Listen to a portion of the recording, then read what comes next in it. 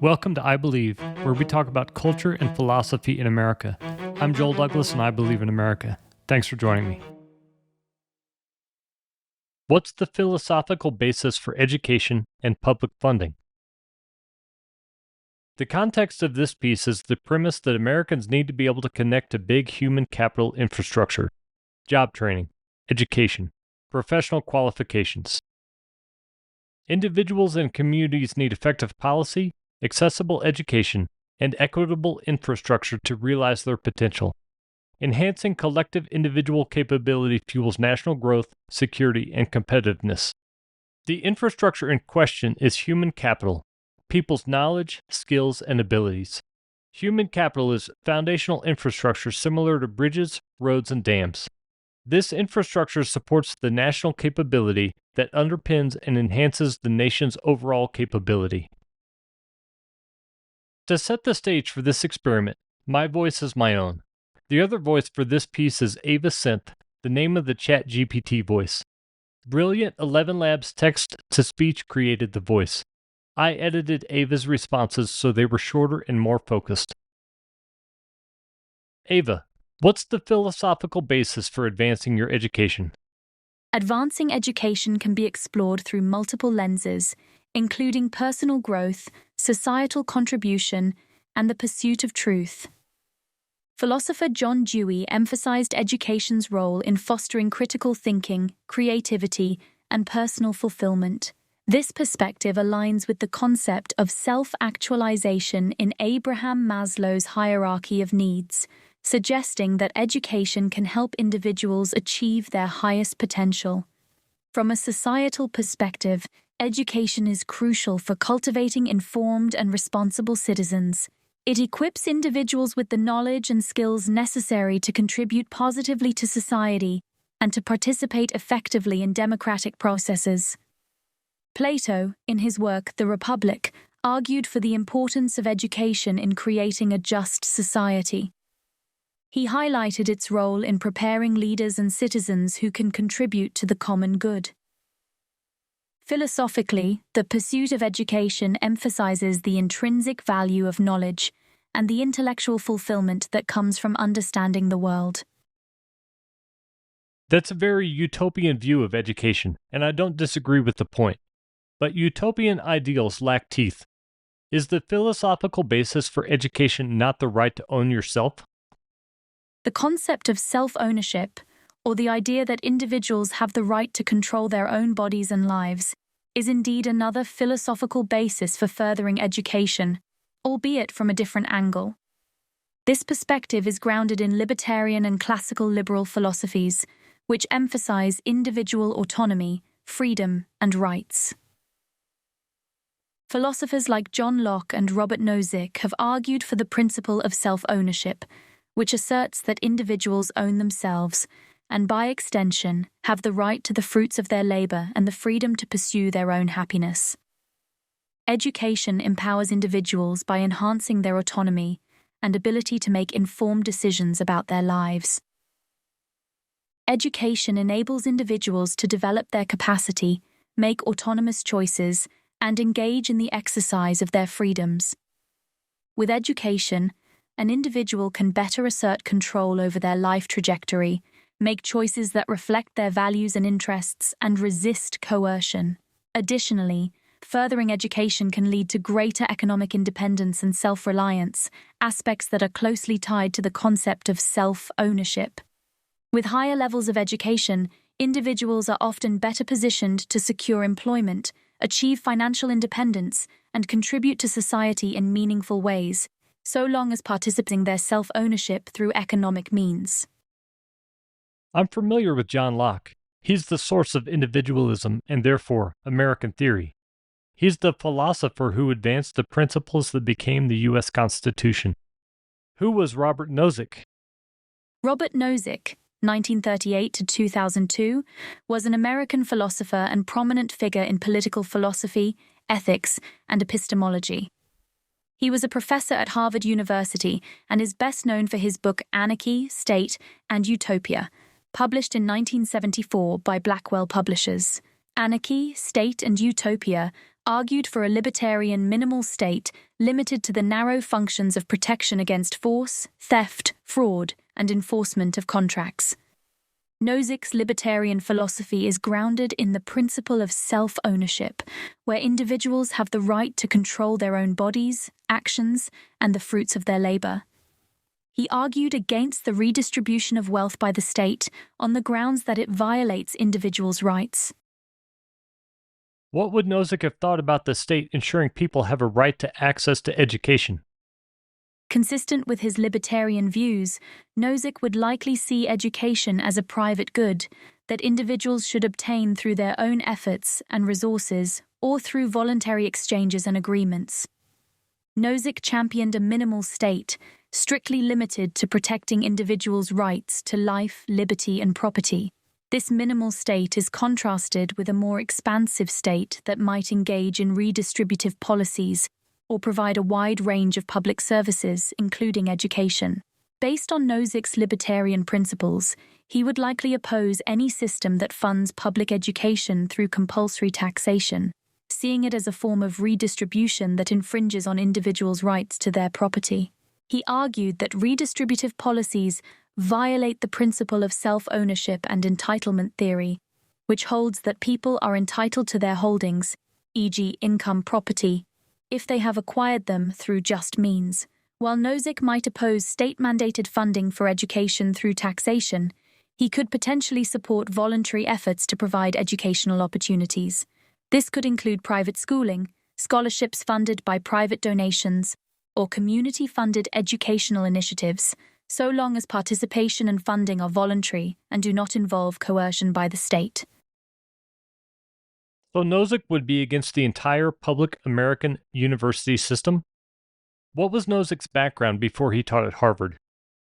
Before Robert Nozick became a prominent figure in philosophy and a professor at Harvard University, he had a diverse educational and professional background that shaped his intellectual development. For his higher education, Nozick attended Columbia College, where he earned his bachelor's degree in 1959. He then went on to pursue graduate studies at Princeton University, where he completed his PhD in philosophy in 1963. His doctoral dissertation focused on decision theory, which already hinted at his interest in the foundations of rational choice and ethical decision-making. After receiving his PhD, Nozick took up a position at Princeton University, where he started his academic career. He remained at Princeton for a short period before moving to other academic institutions. Before his tenure at Harvard, he also taught at the University of Virginia and Rockefeller University. These positions allowed him to develop and refine his philosophical views, particularly in political philosophy, ethics, and epistemology. At this point in our conversation, I became annoyed by the logic break. Ava, he taught at publicly funded institutions as well as private. Yes, Robert Nozick taught at both publicly funded and private institutions throughout his academic career. The University of Virginia is a public university and one of the places where Nozick taught early in his career. The University of Virginia is known for its strong commitment to liberal arts education and has a significant history as it was founded by Thomas Jefferson in 1819. Teaching at a public institution like the University of Virginia would have given Nozick insight into the operations and values of publicly funded higher education in the United States. Nozick's experience across these diverse academic settings, public and private, contributed to his broad perspective on education, research, and intellectual inquiry. However, it's important to note that while Nozick argued philosophically against certain roles of the state, including extensive public funding for services like education, his professional career did intersect with publicly funded institutions. Would he have made it to Harvard had he not taught at UVA? I find it ironic that he would use a publicly funded resource for his own career and then later criticize public funding for others. The perceived irony of utilizing publicly funded platforms while critiquing certain aspects of public funding and state involvement in individual lives is not unique to Nozick. Many intellectuals and academics work within publicly funded institutions, contributing valuable research and teaching that benefits society at large, even as they might critique aspects of those very systems. Let's dig a little deeper. Does Harvard receive public funding through grants, awards, etc.? Yes, Harvard University, like many private universities in the United States, receives public funding in the form of grants, awards, and other financial support, primarily for research purposes. These funds can come from various sources, including federal government agencies such as the National Institutes of Health, NIH, the National Science Foundation, NSF, the Department of Defense, DoD, and other entities. This funding supports a wide range of research activities across disciplines, including, but not limited to, medical research, science and engineering, public policy, and the social sciences. While Harvard's operational budget is significantly supported by its endowment, tuition fees, and private donations, federal and state research grants are a crucial component of the university's research ecosystem. Okay, Ava, let's redirect our conversation. Nozick believed in enforcing the social contract. Americans have a social contract wherein we believe we share the inalienable right to pursue happiness. If someone requires education to pursue happiness, do we not inherently believe in contributing to others' ability to pursue happiness by supporting educational institutions? Robert Nozick's views, particularly as presented in Anarchy, State and Utopia, provide a unique perspective on the concept of the social contract and the pursuit of happiness. While Nozick does argue for the enforcement of contracts and the protection of individual rights as central functions of the state, his interpretation of the social contract significantly diverges from the idea that this necessarily includes a duty to redistribute funds to ensure everyone's ability to pursue happiness through education or other means. Nozick's entitlement theory of justice suggests that the redistribution of funds for social welfare programs, including publicly funded education, is unjust if it infringes upon individuals' rights to their property.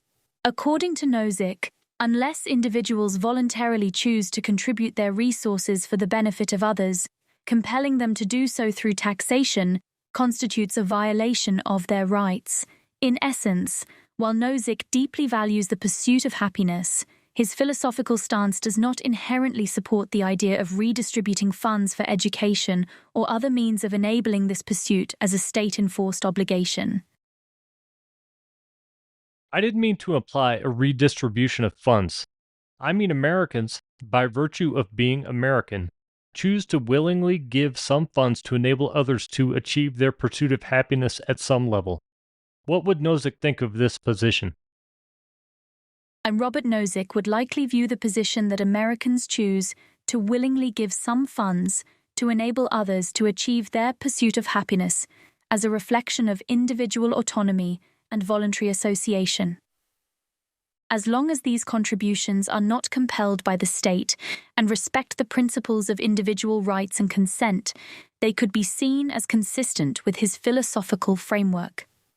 This perspective underscores the distinction between voluntary acts of support and charity, which are compatible with libertarian principles, and compulsory redistribution, which is not. Ava isn't getting my point.